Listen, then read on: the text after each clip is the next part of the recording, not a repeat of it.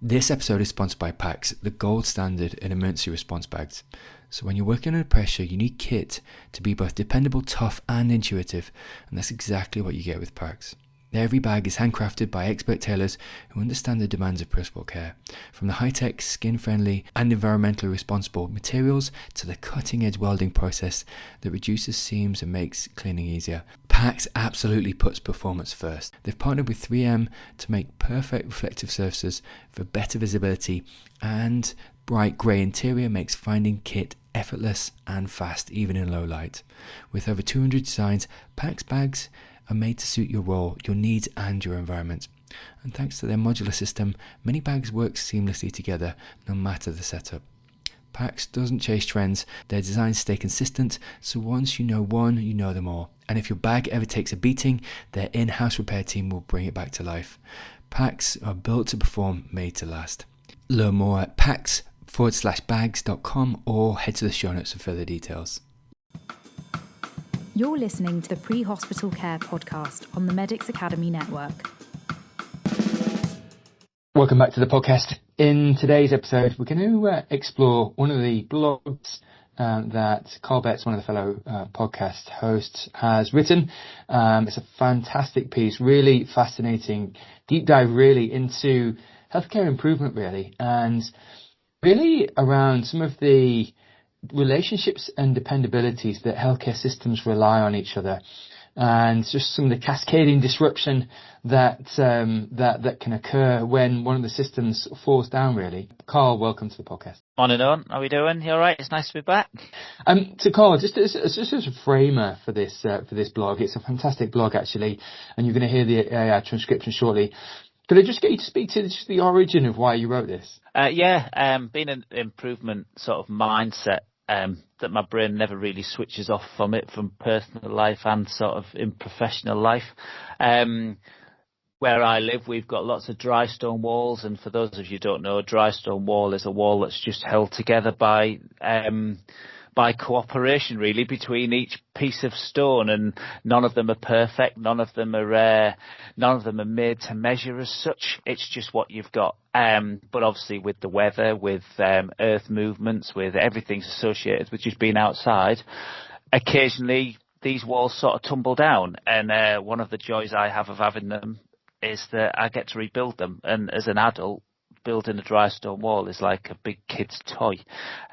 So I really enjoy it, but also while I'm doing it, I find it quite cathartic because it generally gives me some thinking time really. And while I was building this wall, I was just sort of thinking the parallels between building a dry stone wall and actually how it links with improvement in healthcare. Yeah, indeed. And I think part of the puzzle really, and you denote this in the blog, is really just that slippage in a system or an element of the dry stone wall can cause cascading disruption.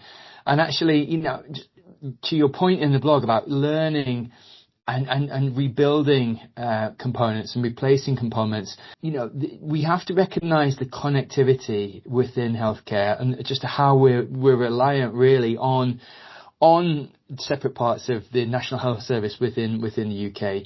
Yeah, I think there's a lot to be said around sort of that interconnected, interdependent framework, that you only need one part of the puzzle to start having some difficulties for whatever reason them difficulties might be. And like you say, the cascade effect and knock-on effect further downstream can be huge. But sometimes I think we wait until the cascade effect happens before something's done about it. Is it in terms of improvement? If we're constantly looking at measures and we're constantly looking at and analysing data, we can sometimes see that over time the trends are going the wrong way, and actually if we can do something about it earlier and we can find that stone that's slightly slipping or struggling or dig into why it's sort of having a bit of a hard time, then the cascade effect can be stopped. But sometimes for whatever reason, things just happen in the big wide world that we live in, and things sometimes just go wrong, and if they go wrong there is a cascade effect. But for me it's all around that that interconnected, interdependent, shared purpose that everybody knows why we're all here, with that shared understanding of each role role in the system, that actually if we have better understanding of what Team A do to what Team B do to what Team C do, you can then get a better cooperation network on actually, we can all help each other here, and actually there's a token improvement that actually when you're in a really good system, one part of the system will take a hit for another one to take a win, and actually it's that cooperation that allows that to happen. And if you get all that right, then actually what you're doing is it enables you to thrive, and it enables everybody to work together because you've got that interconnected, solidly linked, robust system that is all moving in the right direction. Listen, you're just about to hear the blog. It's a fantastic read. We are going to publish elements of the blog within the show notes just so that you can read it yourself, because I think it is such a great read. Carl, it's always a pleasure just to touch base with you. Thank you, mate. No worries. Hope you enjoy it. Okay, picture this. You've been walking for ages, maybe somewhere like the Peak District, high up on the moors. Yeah. And you see one of those really old, dry stone walls. You know the ones. They've been there forever. Mm-hmm. Iconic. Exactly. A real piece of practical history. Yeah. But then you spot it. A section's just sort of collapsed silently. Just a heap of rocks where that solid structure used to be. Right? A steady gap. And that image, that quiet failure of something so seemingly permanent, that's actually the starting point for our deep dive today. It is. Our sources use this visual, the collapsed wall, as this really powerful, maybe unexpected metaphor. For what, though? For understanding how things hold together or fall apart in really complex systems. We're talking healthcare specifically. Resilience, instability, improvement. It's all there in the stones. Okay, so what's the big secret of the wall then? How does it usually stay up? Well, that's what's immediately fascinating, isn't it? There's no mortar, nothing holding them together except, well, themselves. Just the stones. Just the stones. Their stability comes purely from how carefully they're placed, how they interlock, how each unique, irregular stone supports the ones around it. Huh. Which is totally different from how we usually build things now. We want everything standard, uniform. Precisely. It flies in the face of that modern idea of standardization. And that difference, that's what we're digging into. That's the mission. We're using this quiet blueprint from the wall to figure out how systems that are not uniform, like, the real mix of people and processes and policies in a hospital, how they actually maintain stability. And crucially, what happens when something gives?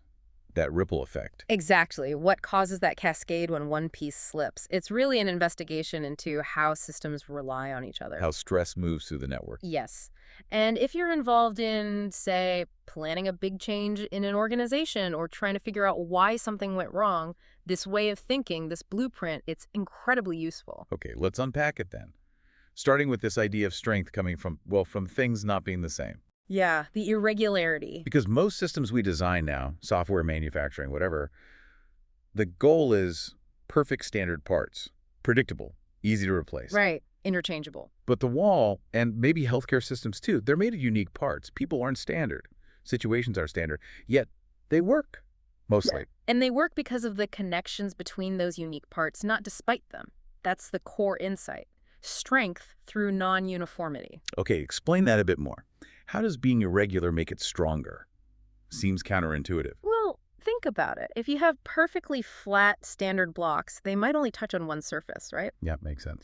So if that single connection breaks or shifts, the whole thing can potentially destabilize instantly. But these irregular stones, they lock together in multiple unique ways. Little points of contact all over. Ah, I see. So if one bit shifts. Exactly. If one small corner moves, the other contact points often hold firm. They absorb the stress. They dampen the immediate shock. So the system has buffers built in. Kind of, yeah. Built-in buffers. Precisely because the components aren't uniform. Systems thinkers call it redundancy through non-uniformity. Okay, that makes sense. But it also sounds like everything is then incredibly dependent on everything else fitting just right.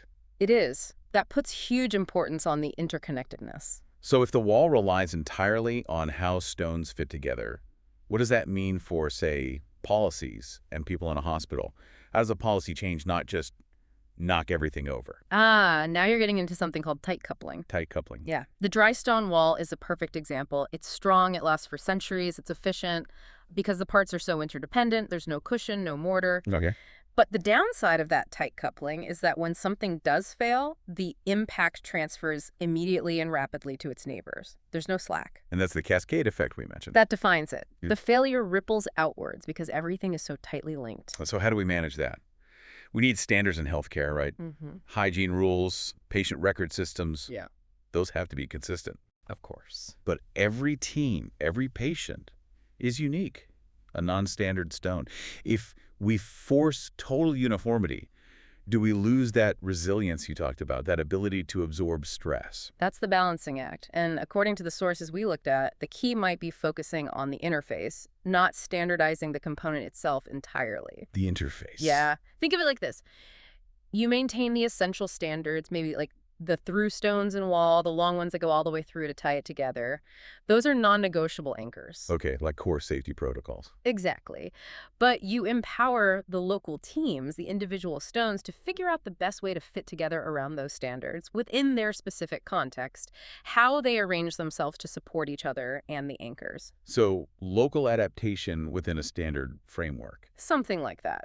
Because when systems are tightly coupled, the margin for error is tiny. And that's why understanding how a collapse starts and spreads is so critical. Right. Which brings us to that moment of failure, the collapse itself. It's inevitable, eventually. Whether it's a bit of ground shifting under the wall or what in a healthcare setting. A miscommunication. Could be a missed detail in a patient handover. Or maybe a new policy that wasn't properly tested or explained, and it throws off a team's workflow. Just one seemingly small thing, one stone out of place. And it starts to push to transfer stress to its neighbors. And here's where it gets really interesting. You said the failure doesn't always happen at the weakest point. That's what's fascinating in the physical wall analogy. The break might happen where the shift creates the most awkward pressure, the maximum mechanical friction on the surrounding stones, not necessarily the crumbliest stones. So translate that to an organization. Well, think about maybe a junior staff member misses a small procedural detail. Seems minor. Okay. But if their work isn't quite fitting right and maybe they're not supported well, that puts extra load on someone else. Maybe a senior nerd has to double-check everything, taking time away from other critical tasks. Right, I see. And then maybe that delay impacts scheduling, which stresses the admin team, which means IT resources get diverted. You see how it ripples. Yeah. The stress travels along those tight connections. Exactly. And the source material gives us a crucial reality check here. Parts of the system will falter over time.